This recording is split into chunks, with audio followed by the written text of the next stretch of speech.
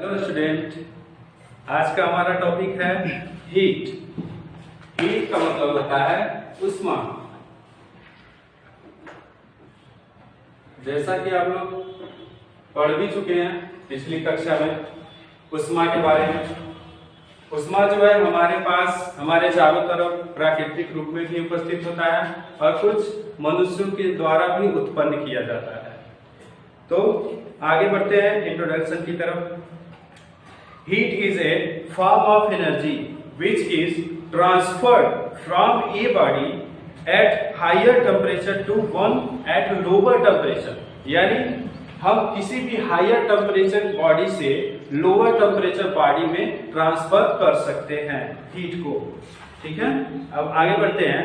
When you hold a metal rod, यानी जब हम किसी धातु के एक रॉड को पकड़ते हैं with its one end in fire, यानी उसका अंतिम सिरा जो होता है वो अगर फायर पे हो यानी आग पे लगा हुआ हो।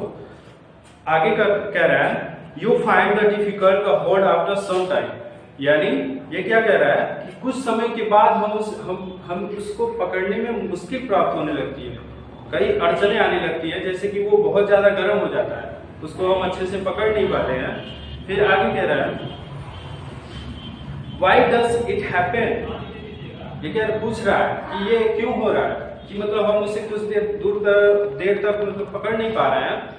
तो आगे इसमें कह रहा है It happen due to transfer of heat from one end to other, यानी एक स्थान से वो हीट दूसरे स्थान तक जा रहा है। अगर मेटल को रॉड को हम पकड़ते हैं, मान लीजिए यहाँ पे मोमबत्ती हम लगा देते हैं और मेटल के रॉड को वहाँ पे मोमबत्ती पे लगा देते हैं जला करके, तो वो धीरे धीरे गर्म होते हुए हमारे हाथों तक आ जाता है। फिर आगे देखते हैं There occurs a rise in temperature of rod because of which you are not able to hold it, यानी इसको जब गर्म हो जाता है तो एक गर्म चीज को हम पकड़ नहीं सकते ज्यादा देर तक, उसके बाद हमें गर्मी का एहसास ज्यादा होने लगता है। फिर आगे देखते हैं टेम्परेचर में भी defined as the degree of hotness और कोल्डनेस ऑफ एन ऑब्जेक्ट। ये कह रहा है कि किसी टेम्परेचर को हम डिफाइन करते हैं उसके हॉटनेस या कोल्डनेस से, जैसे उसका टेम्परेचर ही वो बताता है कि वो चीज गर्म है या फिर ठंडा है। तो आगे देखते हैं It tells us whether a given material is hot or cold, how hot or cold is it, यानी इसमें ये बता रहा है कि वो चीज कैसे ठंडा हो गया और कैसे गर्म हो गया।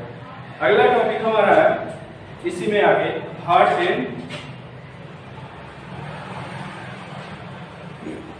कोल्ड, यानी गर्म और ठंडा। अगला टॉपिक हमारा है गर्म और ठंडा।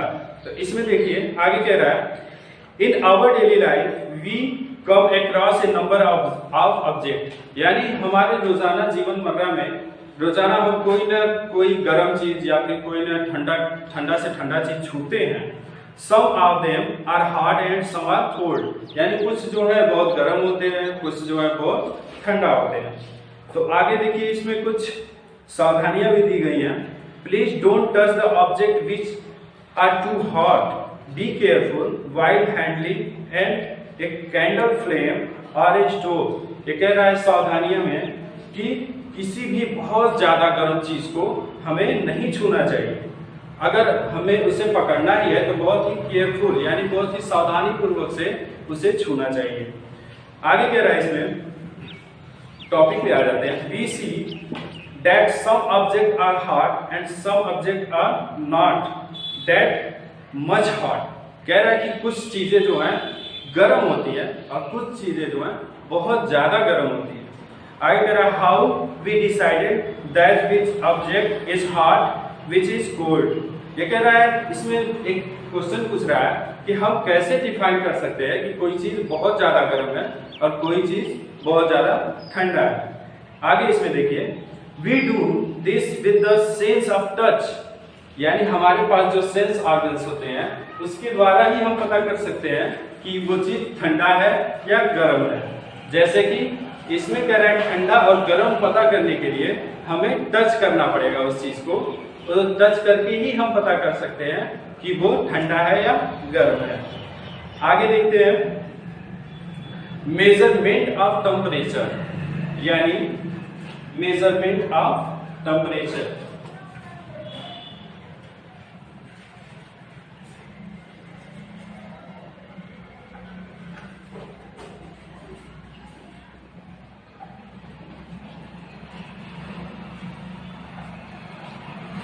यानी तापमान का मात्रा।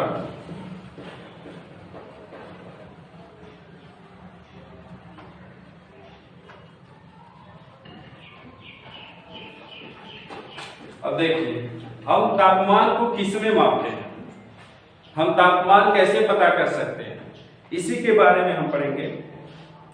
आगे देखिए इसमें we have learned that measuring temperature by touch is not readable always, यानी ये जरूरी नहीं है कि हर चीज को हम छू करके ही पता करें कि ये बहुत ज्यादा ठंडा है या फिर बहुत ज्यादा गर्म है, क्योंकि ये हर जगह काम नहीं करता। क्या पता कि कोई चीज हम छू रहे हैं वो बहुत ज्यादा गर्म है जिससे हमारा हाथ जल सकता है।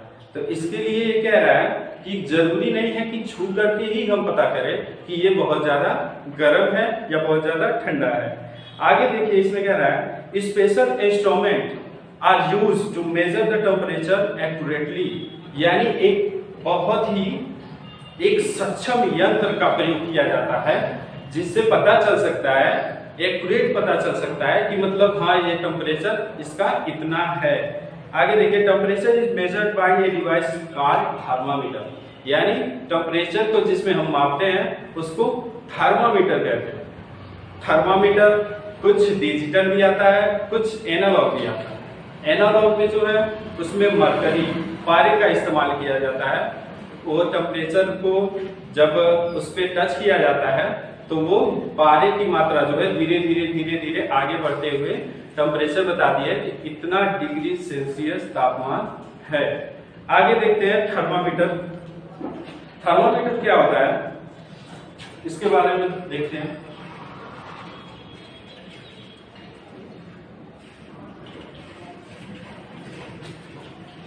थर्मामीटर क्या होता है देखिए, most thermometer use in laboratories at home. Laboratories कुछ थर्मामीटर ऐसे होते हैं जिन्हें हम घर पे उपयोग नहीं कर सकते हैं या फिर मेडिकल में उपयोग नहीं कर सकते हैं। उसका उपयोग सिर्फ लैब में किया जाता है जहां पे परीक्षण किया जा सके, जहां पे बड़े से बड़े तापमान का मात्रक हम पता कर सके कि ये कितने डिग्री सेल्सियस का है।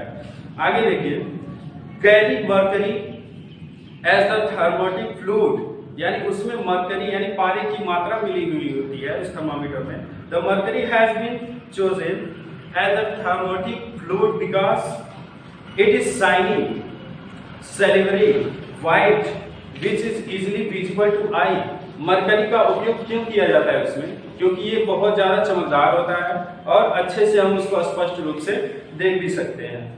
आगे देखिए कह रहा है it has a wide range of temperature आई एग्जाम्पल में from -39 degree Celsius freezing point, जहां पे फ्रीजिंग जहां पे पानी को जमने के कगार पे हो जाता है वहां से लेकर के और कह रहा है 357 डिग्री सेल्सियस तक माप सकता है, बॉइलिंग पॉइंट तक एकदम।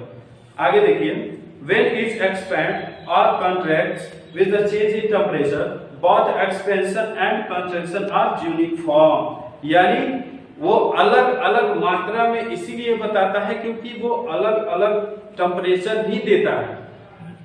क्योंकि धीरे अगर किसी वस्तु को हम गर्म करते हैं तो वो धीरे धीरे क्या होता है, ठंडा होने लगता है। उस वातावरण के समान में टेम्परेचर उसका आ जाता है।